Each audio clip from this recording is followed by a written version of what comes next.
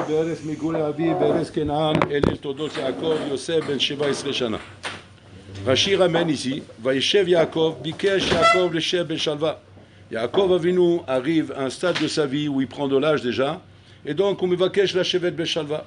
Ben Shalva, c'est-à-dire qu'on a avoir un peu de repos, de sérénité, de pouvoir s'adonner à l'étude de la Torah. Vadaï qui ne demande pas ça pour kiffer, pour aller se balader, pour aller faire des vacances, prendre des vacances, comme les retraités, ils ont la retraite, donc ils veulent partir en vacances. Ouais, c'est ça qu'ils veulent avec leur retraite. Ils ont travaillé toute leur vie, ils ont trimé, maintenant ils veulent pouvoir profiter. Donc les retraités, tu les vois, les voyages organisés à droite, à gauche, roulés. Yaakov, il n'est pas là-bas, Yaakov, c'est la chevette, ou Yishtam Yoshev Alim. Donc il demande la sérénité, pouvoir s'asseoir. C'est quoi la sérénité? Bon, là, Orlam Kaviachol ne me donne plus d'épreuves, ne me donne plus de nisyonotes. Permets-moi de m'asseoir et étudier la chef de Vélinbot, Bli Shum Davar. Comme Abraham Avinu. Abraham Avinu, quand il a fait la Keda, il a dit bon, Orlam, je ne bouge pas d'ici donc tu ne me promets pas que j'ai plus de nisyonotes. Et pour Orlam, il a promis, il a plus de nisyonotes. Il a pu s'asseoir et étudier jusqu'à la fin de sa vie tranquillement. Il sera qu'Avinu pareil. Donc Yaakov Avinu, qui voit Maasa Vossima Dabanim, dit moi aussi je veux comme ça, moi aussi je veux. Puis toi, qu'est-ce qui est marqué là-bas? Il dit Rashi. Kafas alav rokzo shel Yosef. Alors il dit ah bon, tu demandes la Shalva, paf, il a envoyé le Niséon de Yosef, c'est reparti mon kiki pour 22 ans. Ouais, donc il s'est retapé encore plus de 20 ans de Niséon. Maintenant tout le monde pose la question, marra la Kadosh Baruch Hu, pourquoi Kadosh Baruch Hu ça lui fait de la peine que les tzadikim aient Olam Hazeh, Olam Haba? On dirait que parce que tu vas lui donner maintenant la Shalva dans l'Olam Hazeh, il va manger sans Olam Haba.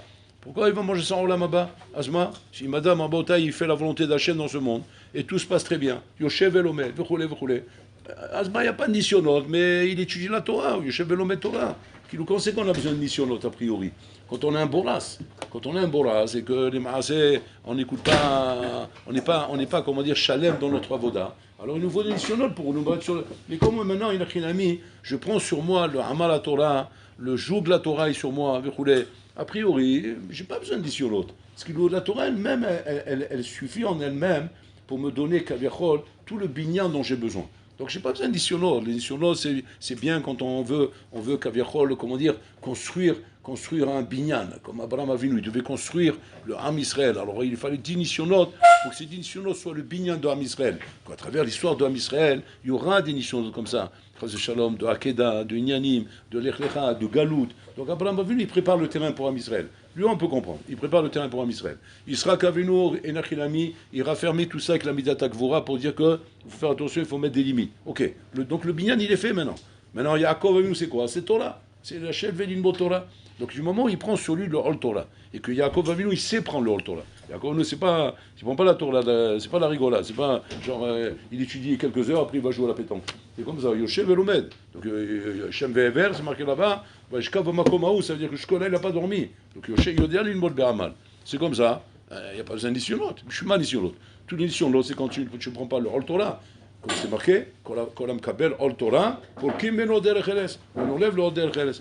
Donc, ma inyan, que ici, Yosef Hatzadi qui demande la chevet de Vililmol, pourquoi la ma confesse la Rabbi chez Yosef.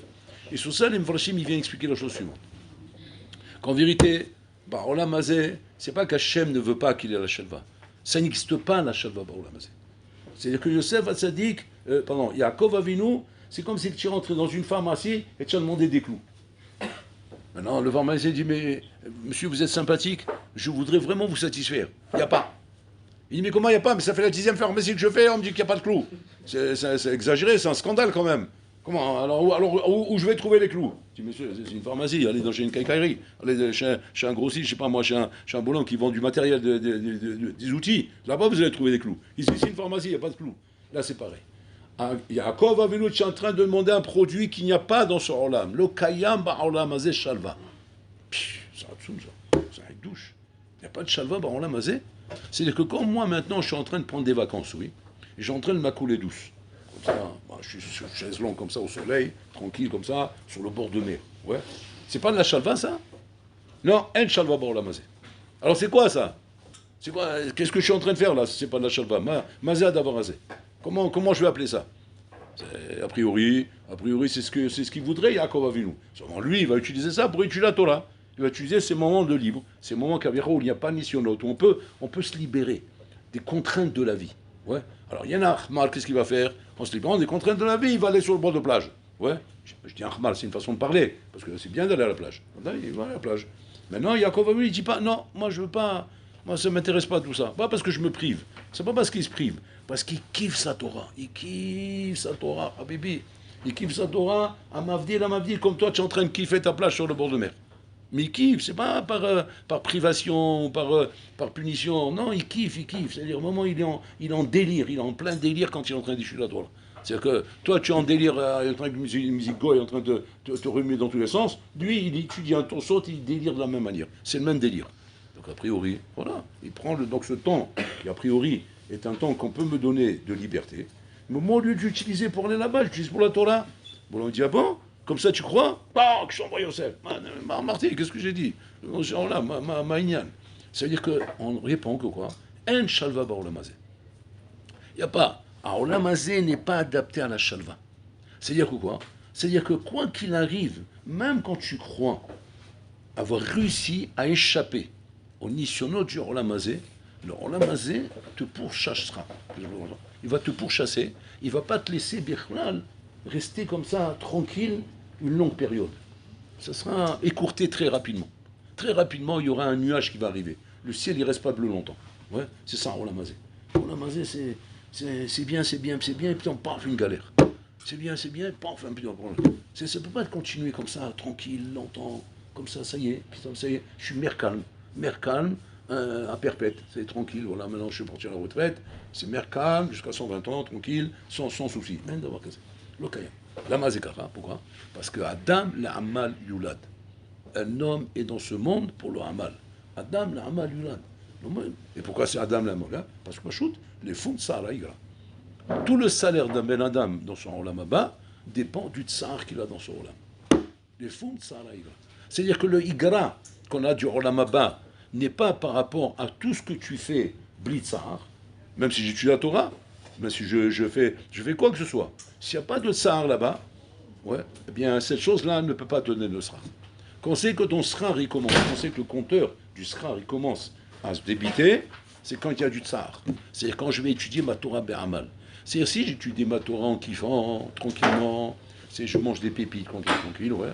J'ai mis les deux pieds sur la chaise et je suis en train de faire ma souga tranquillement. Maintenant, moi, je suis bon, moi. Je suis très kishroni. J'ai une bonne tête, sans les deux doigts dans le nez, ouais. Je te descends le ton sur, je te prends les mefarshim, je te prends Rabbi Akiva Eger, et je jongle dans tous les sens.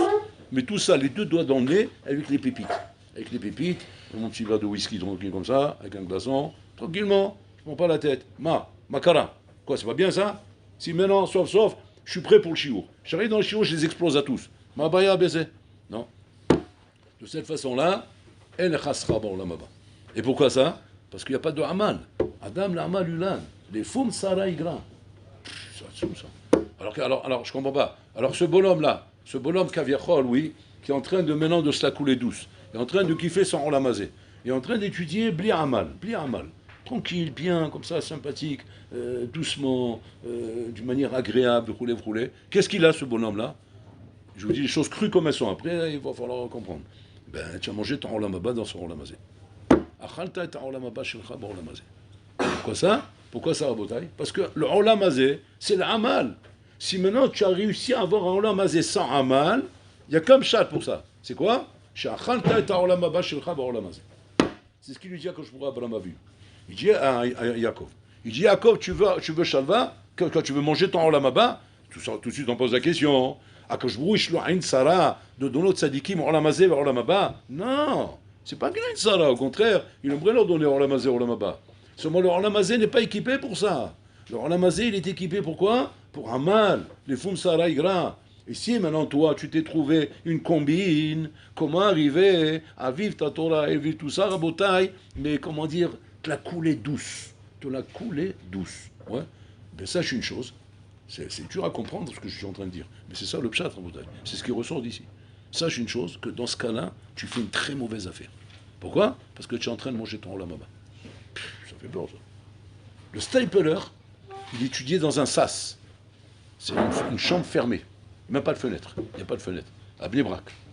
Moi, je me rappelle en été, quand on rentrait pour prendre une bracha du stapler, on sortait de là-bas, fait le hammam.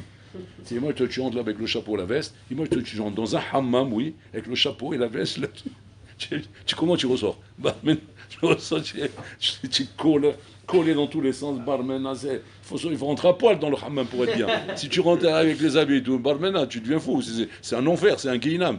Et comme ça, rentrer chez Stapler, parce que je ne vais pas rentrer à poil chez Stapler, il ne faut pas que tu vas rentrer en short. Donc on va avec le chapeau, comme il faut. Et Stapler, il était enfermé dans un sas comme ça. Une fois, quelqu'un, il a donné l'idée, il a dit, mais on peut pas, c'est pas possible, on peut pas laisser le raf comme ça. Alors il a proposé au chamash du Stapler, il a dit, proposez-lui, on lui met un masgan, on lui met un ventilateur, quelque chose. Alors bon, l'autre, il a dit, bon, comme il a insisté, il a été voir le Stapler. Il a poussé un cri là-bas, le Stapler, il a dit, quoi? Tu veux me donner mon olam abba dans ce olam hazé? C'est quoi le pshat? C'est quoi le pshat? Parce qu'on va te mettre un ventilateur, on va te mettre un masgan, ça veut dire qu'on va te donner ton olam abba dans ce olam hazé. Raphaël Kaniowski, il avait un masgan. Raphaël Kaniowski, très longtemps, il ne voulait pas. Pourquoi? Parce que, comme son père, il a pris de son père. Maintenant que quelqu'un il est rentré le voir Raphaël Kaniowski, il a dit, mais comment d'arabe? Je pose une question. Si maintenant c'est clair qu'on étudie mieux avec le masgan, Gam Kachin, c'est assourd? Même ça, c'est pas bien qu'il y ait un masgan? Il dit, alors Raphaël il répond, non. Si Bémet, tu me prouves que j'aurai une meilleure qualité de limoud avec le masgan que sans le masgan, sinon, c'est Bitul Torah Beichut. Il y a un Bitul Torah Beichut, c'est qu'il y a Bekamut et il y a Beichut. Là, c'est Bitul Torah Beichut. En Kamut, je vais pas bouger, mais en Eichut, effectivement, si maintenant, à cause de la chaleur, je suis comme ça, et je souffle, je suis pas bien, donc il y a un ralentissement qui avait un rôle, que toi tu évalues pas, mais qu'il est là ce ralentissement, et qui te donne moins de Eichut. Ok, alors il dit, qu'est-ce qu'on fait avec votre rêve? On essaye. Ils lui ont amené un masgan. Ils ont fait un masgan d'essai pour voir si ça marche. Ils ont mis le masgan, mais ils lui ont pas dit. Et maintenant, il a passé une journée comme ça avec le masgan. Ils lui ont dit, Echaya Yom, l'Oda, le Shom Yuchad. Très spécial. Très spécial. Je suis arrivé à percer dans le Ayoun comme très longtemps je ne suis pas arrivé. Il a dit, parce qu'il veut le masgan. Alors il dit, bon, vous êtes sûr? Il dit, on va l'enlever, vous allez voir. Ils l'ont enlevé, ils ont essayé, non, il a vu que c'est différent. À partir de là, il a mis le masgan. Tout le monde, ils ont lâché là. Maïvdel ben Raphaël et les Stapler. Pourquoi les Stapler? Nine. Bon, c'est un bolas, le Stapler, c'est Amkshirolev, c'était dur. Tu vois, la Sibérie, là, c'est pas comme nous. Nous, on vient de Paris, comment dire, c'est la Marseillaise, c'est Fanfan la Tulipe. Comment eux, Habibi, ils ont grandi dans le Sah. Dans la Sibérie, ils ont grandi, avec les ours polaires là-bas. Moins 50 degrés, Rabotaï, dans la Sibérie, en t-shirt. Comme s'ils devaient travailler, Rabotaï. Ils devaient travailler comme des nègres pour tellement faire d'efforts que par l'effort, je me réchauffe. Tellement je ne peux pas compter sur le t-shirt pour me réchauffer. Bah, tu parles, ouais, moins 50 avec un t-shirt, même si tu essaies de le tirer dans tous les sens, ouais, comme ça, pour que ça arrive, tu pourras pas, tu vas mourir de froid. Comment ils faisaient? Ils étaient obligés de travailler dur et sec. C'est ça le Satan des Russes, qui leur donnait des habits très légers en Sibérie et qu'ils étaient obligés de travailler comme des fous pour se réchauffer. Ils savaient comment ils travaillaient. Il ne peut pas mettre la doudoune, la moumoute comme ça, bien, que le bonhomme il est bien au chaud, ouais. Et j'ai un petit peu comme ça, je tourne bien. Je regarde s'il est là, s'il n'est pas là, on arrête comme ça. De toute façon, même sans travailler, je suis au chaud. Non, Habibi, on n'a pas besoin de te surveiller. Sans te surveiller, tu vas travailler. Sinon, tu vas te congeler. Parce que là-bas, tu te congèles. Tu achètes le lait, rien pour l'âme dans la maison, il te congèle le lait. Donc, tu es obligé de travailler. Il travaille dur et sec. Donc, le Saïpeur, il habitue à ça, il travaille dur et sec. Et quand il est arrivé en montagne, parce que c'était une force de la nature, le Stapler. Tous ses cohortes, il a mis dans la Torah. Il travaille dur et sec dans la Torah. Quand on lui a dit, maintenant, mets un mascan, mets un truc comme ça, moi, je n'ai pas grandi dans ce monde, moi, j'ai grandi dans le Hamal. Donc, il sait ce que soit le Hamal. Et ce Hamal, il a mis dans la Torah en montagne. Donc, pour lui, mettre le masgan, mettre le truc, c'est Me'akev. C'est Me'akev dans le sens. Donc, dans le sens Pachout, où maintenant, ça m'enlève le Hamal. Je ne ressens pas le Hamal maintenant. Avchaim, oui. Avchaim, il n'a pas grandi en Sibérie. Donc lui, il a senti le Hamal. Il a le Hamal. C'est des mamaches, c'est à l'homme d'évaluer Rabotaï. S'il est Hamal ou il n'est pas Hamal. Mais toute la nafkamina, c'est quoi? C'est de faire du Hamal. C'est la nafkamina. Du moment où tu sens que tu ne fais pas du Hamal, tu te la coules douce, ça c'est une chose. Là, tu es en sakana. Là, tu es en danger. Parce que c'est la Torah. Comme c'est marqué, Mchakotai Tilichou. Vishmotai Tishmeru. Et là-bas, après la Torah continue. Ve'im. Im lot ishmeru mitzvotai, là-bas, im lot elechu. Rachid dit là-bas, Mazé Mechukotai Loterehu, il a dit Shelotiu Amelim Batora. C'est-à-dire que quand c'est que Haz Shalom, Mamash Bolam te reproche quoi que ce soit vis-à-vis de ta Torah, c'est pas de ne pas étudier. Si tu t'étudies pas, tu es un âne, là-bas, c'est-à-dire l'âne, il est mieux que toi, parce que lui, au moins, il a le respect au moins le respect d'être clair, c'est un âne. Mais toi, tu es un ben adam. Mais si maintenant, tu étudies, mais tu t'étudies pas, ben Haman, Shalom, ça veut dire que tu as un problème avec ta Torah, tu n'es pas en règle avec les règles du Olam Hazé. Les règles du Olam Hazé, c'est le Shavit ben Haman. C'est ce que Yaakov a vu, il a compris ici. Que quoi? Quand la Makom Kafas sur le glos chez Yosef, tu dois être capable d'étudier malgré que tu as des nisyonotes, malgré que tu as du Haman. Parce que le Haman, il est où, Rabotai? Il est dans la difficulté qu'il y a devant moi. Et je suis obligé de pédaler à contre-courant, je pédale dans la montée là. Mais pourquoi c'est ça qu'Hachem il veut? Parce que c'est ça le Olam Hazé, Rabotai. Le Olam Hazé est un Olam de Haman. Un Olam où le bonhomme doit montrer combien, effectivement, la Torah qu'Hachem m'a donnée, elle doit être capable, Menachinami, de me donner la force d'oublier tous les soucis, tous les problèmes qu'il peut y avoir autour de moi. Tellement que la Torah, elle est metouka, et tellement qu'elle est douce, Rabotai. Aujourd'hui, on n'est pas à cette madriga. On n'est pas à ce niveau-là. Aujourd'hui, le Olam, Rabotai, il est tellement shaker, tellement méboulbal, tellement za, que mamash, que inachinami. Votre amal à vous, c'est quoi? C'est de vous asseoir, étudier, alors que tu aurais pu aller te balader, tu aurais pu aller te promener, etc. C'est ça le amal. Chacun le amal par rapport à l'endroit où il se trouve, Rabotai. Mais il ne faut pas se dire maintenant, ouais, mais c'est saoulant, je kiffe pas. Tu veux recommencer l'épreuve de Yosef, de Yaakov Avinu? Tu m'y vas kesh la chevet de Shalva? C'est quoi? Tu te plains que maintenant tu es obligé d'étudier, alors que tu aimerais bien aller te balader, tu aimerais bien aller te promener. Ça, au moins, le minimum, tu dois avoir. On n'a pas dit d'avoir le hamal du Saipeler. Tu n'es pas le Saipeler. On t'a pas dit d'avoir le hamal du Havetz Chaim ou du Hazonish, mais le hamal d'un jeune comme toi, comme dans notre époque, à Botaï ou quoi. Ne sois pas étonné quand tu t'assois au Beth Midrash que les Chaora, ça te demande beaucoup d'efforts. Beaucoup d'efforts de rester assis, alors qu'on aimerait bien se balader, on aimerait bien aller faire de l'argent, on aimerait bien aller se détendre, rouler. C'est un mal, Shilcha. Donc c'est-à-dire que ça, tu dois enlever ça de ta Bechira. De ta Bechira, tu dois te dire que c'est pas là-bas que je dois chercher ma détente et mon repos. Mon repos ne doit pas être Bichlal dans le fait de chercher Rabotai à passer des journées agréables. Les journées doivent être des journées Rabotai, d'efforts dans la Torah. Parce que ça, c'est mon chiyuv. Après du moment où j'ai ce chiyuv-là, tu as le droit de Enachinami, après de chercher un moment de repos, un moment de détente. Mais dans mon limoud, je dois être complètement à fond, Rabotai, complètement à fond dans ce que je fais. Et ça, c'est ce que Akadosh Baruch Hu il a montré ici à Yaakov Avinu. Donc Yaakov Avinu nous apprend, Rabotai, une ashkafa miyuchedet. Quand on veut dire que le Hamal à Torah, c'est pas de la chassidoute, c'est pas un niveau atsoum de chassidoute, on va dire, ça c'est pour les gdolim, pour les... Non, c'est le minimum qu'on te demande. On te demande le minimum. Donc sois pas dérangé par le fait que maintenant que tu sens que quand tu suis à Torah, tu dois te taper. C'est normal. C'est normal que tu dois te taper, parce que le corps humain, Rabotai, c'est un aslan. Il est aslan, le corps humain. Il veut se reposer, il veut dormir, il veut faire ça, il veut se détendre, il veut se balader. Maintenant tu dis, je suis désolé, Habibi. Shavitilmad.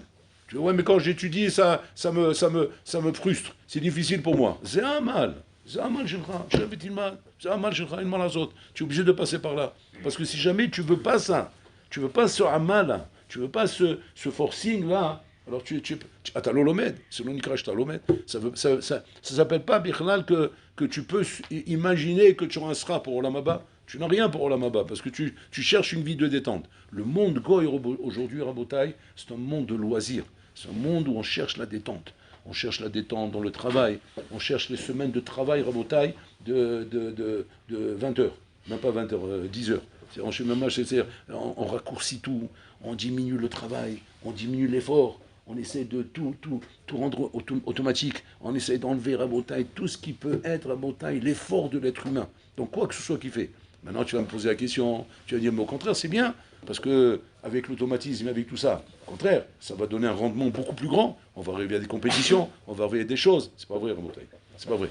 On n'arrive qu'à la perdition du Olam Hazé. Parce que un homme qui veut savoir Rabotai, quelle est la chose qui va lui donner le meilleur épanouissement et la meilleure équilibre dans sa vie, Rabotai, c'est pas shoot, c'est le Hamal. C'est le Hamal qui donne l'épanouissement. Parce que le Olam, il a été conçu comme ça. Un bonhomme qui cherche Rabotai, le repos, la détente et le laisser aller, au contraire, il va sentir le contraire de l'épanouissement. Il va sentir la frustration, il va sentir le stress, il va sentir comme si qu'il lui manque quelque chose. Et ça vient Rabotai du fait que, on sait mal, comme c'est marqué. Vayar et Amenucha Kitov, Vayeshir Molisbol. Il a vu que la menoucha elle est bonne, qu'est-ce qu'il a fait? Il a mis. Il est fatigué celui-là encore. Un bonhomme, il voit que la menoucha elle est bonne. Alors il dit allez, mets-moi un carton sur le dos. C'est pas grave, si tu as vu la menoucha qui va dormir. Non. La menoucha, Rabotai, c'est pas le repos du corps. La menoucha, c'est le repos du nefesh, pas le repos du corps. Le repos du corps, Rabotai, c'est pas chose, c'est essayer d'assouvir sa soif avec de l'eau salée.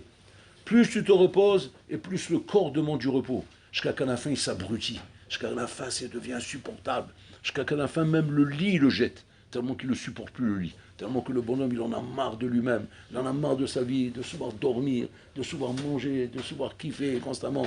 Quand c'est qu'un homme, Rabotai, il a du plaisir dans le kiff, quand le kiff est mesuré. Il est mesuré par rapport à un mérite que tu as, du amal que tu as fait avant. Un homme, il a fait du amal avant. Ah, il mérite ce plaisir. Quand il mérite ce plaisir, il a un kiff de ce plaisir. Ça l'épanouit. Mais quand le bonhomme, il voit, en son âme et conscience, qu'il ne mérite pas ce plaisir. Pourquoi? Parce qu'il n'a fait aucun mal, aucun effort, aucune difficulté. Facilement, il a gagné, comme l'argent gagné facilement.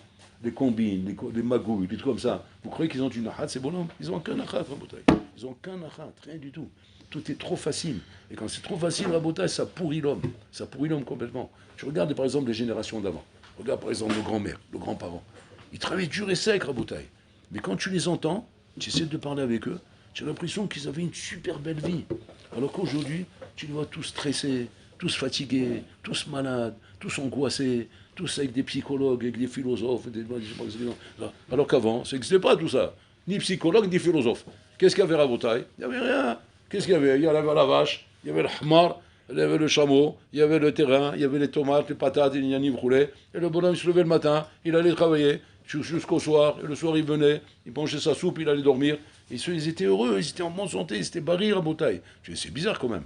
Comment ça se fait qu'aujourd'hui, on est dans un dehors de loisirs, dans un dehors de plaisir, et que les gens ne sont pas heureux? Et qu'avant, ils étaient dans le dehors du travail, ils étaient heureux.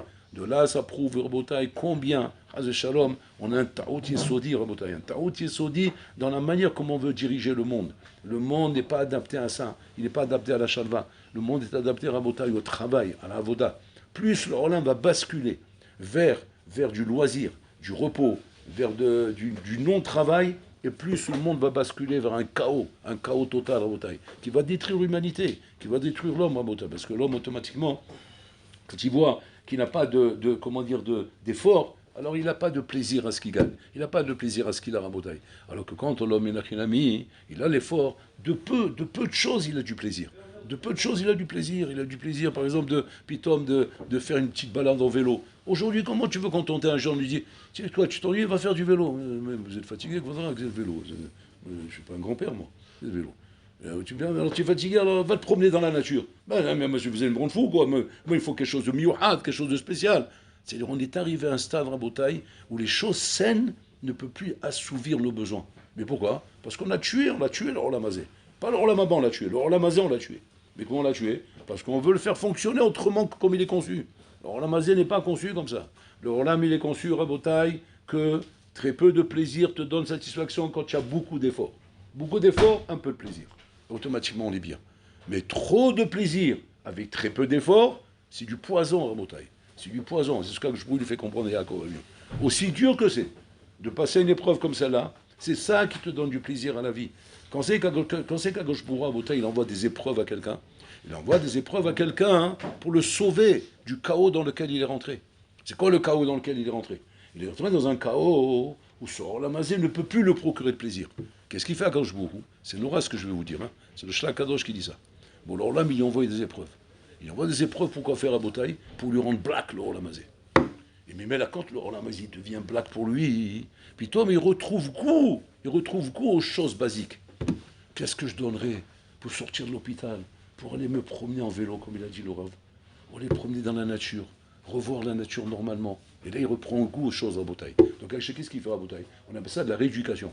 Donc, pour faire de la rééducation, qu'est-ce qu'il fait Hachem? Il t'envoie darbat dans la tête, ouais. Il t'envoie une darbat dans la tête, Hazé Shalom, pour te redonner goût aux choses. Parce que tu as perdu le goût des choses, Hazé Shalom. C'est Noura Vayom en Rabotai. Donc aujourd'hui, on est dans un dor à Rabotai. On n'a ni Isurim Sadikim, ni Shalvat Areshaim, comme a dit l'Agmar. On n'a pas les Isurim des Sadikim, les épreuves des Sadikim, et on n'a pas la Shalvat Areshaim. C'est quoi? La Shalvat Areshaim qui est, quand on leur donne sur leur Olamaba ici, bon, au moins ils se disent, bon, moi je reçois ici. Parce que le Maassi, il n'aura pas là-haut, donc on lui donne ici. Alors il a le Shabbat du Olam Hazé. Mais nous, on est entre les deux, nous. On n'a pas ni la Shabbat des Rechaïm, ni le Issourim des Tzadikim. Et pourquoi on n'a pas ça à Rabotaï? Parce qu'on est trop dans la recherche du loisir, trop dans la détente. Ça ne veut pas dire qu'il ne faut pas se détendre, on n'a pas dit le contraire.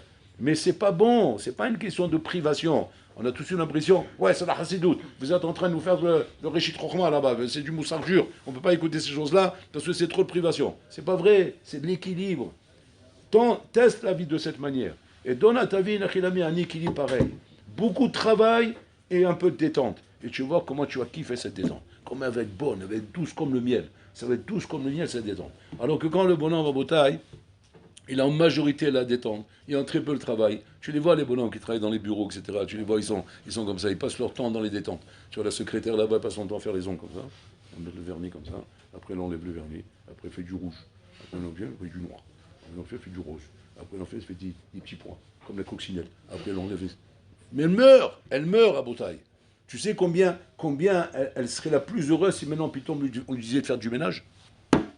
On lui dit, mais non, écoute, arrête, prends la serpillière, commence à nettoyer le bureau. Mais elle va être heureuse, elle va être bien. Psychologiquement, elle va avoir l'impression que tu es en train de la rendre folle. Elle va dire, mais jamais la vie, mais laisse-moi tranquille, moi je suis la secrétaire du docteur. Moi jusqu'à demain, oui, prends la serpillière, commence à nettoyer le brassière, tu vois comme tu vas kiffer. Et bien, elle va kiffer. Parce qu'elle va sentir qu'elle remplit ses journées. Quand elle a fini le journée de travail, elle rentre à la maison, elle est heureuse de se détendre maintenant. Mais quand la personne, il n'a rien foutu toute la journée, il a passé qu'est-ce que tu vas faire après quand le travail se termine? Où tu vas aller après? Matase Araka. Shemoum. À quoi il va t'amener le Shemoum? Batala. Et à quoi il va t'amener le Batala? Avera. Et c'est comme ça qu'on fait des Avero. Moi j'ai ma grand-mère, 100 ans. 100 ans, Zichron Tzadik le Braha. Ouais, 100 ans elle avait. Elle ne pouvait plus rien faire, elle était très âgée. Elle avait un tissu et un bouton. Il a cousé le bouton, et coupé le fil, et enlevé le bouton. Et après, refaufilait l'aiguille, et recousait le bouton. Et après, couper le bouton, et envoie le truc. À un moment donné, moi, j'étais là, vas-y. Mais qu'est-ce que tu fais? Pourquoi tu mets, tu refais, tu mets, tu refais? C'est quoi? Qu'est-ce que tu es en train de faire là? Alors, elle me répond comme ça. Elle dit, Shemo, mivele de batala, mivele de avera. Moi, je rigole. Dis quelle avera, mais tu as 100 ans. Qu'est-ce que tu vas aller faire les Castagnelles? Qu'est-ce que tu vas aller faire les boulevards de Paris là-bas? Tu commences à draguer les Mohamed. Qu'est-ce que tu vas faire à 100 ans? Elle dit, Altamin basmecha diomotra. Ne crois pas en toi jusqu'à la fin de ta vie. C'est un saut, ma bouteille, c'est un saut, comment ils étaient clairs dans leur tête. Nous, on n'arrive pas à comprendre ce qu'ils veulent, ce qu'ils sont en train de raconter. Nous, on est tellement mouftard, on est sûr de nous. On n'a pas de problème, nous. On n'a pas de rendre des comptes à rendre à personne, on est sûr de notre coup. Eux, ils savaient, Rabotaï, ils savaient la vie. Ils savaient qu'il faut s'occuper. Et elle s'occupait comme elle pouvait. Et si Nachin a eu, putain, on lui donnait un petit truc à faire, elle était contente de le faire. Mais jamais la vie de rester sans rien faire. Ça veut dire que tu vois de là qu'il nous donne la vraie moralité, Rabotaï. De savoir que quoi? A'olam, l'Amal Yulad. Adam, l'Amal Yulad. L'homme, Rabotaï, il est là pour le Amal. Le Amal, Rabotaï, il est bon pour l'homme, parce que c'est là que tu vas apprécier les moments de détente. Mais pas de rendre le Olam une détente. Le Olam, le rendre une détente, c'est même pas une question de chassidoute, Rabotaï. C'est même pas une question de privation. C'est une question d'équilibre. Le Olam ne peut pas être une détente. Le Olam doit être, Rabotaï, en majorité à Amal et un peu de détente. Mais sur un kazot ou mais voilà,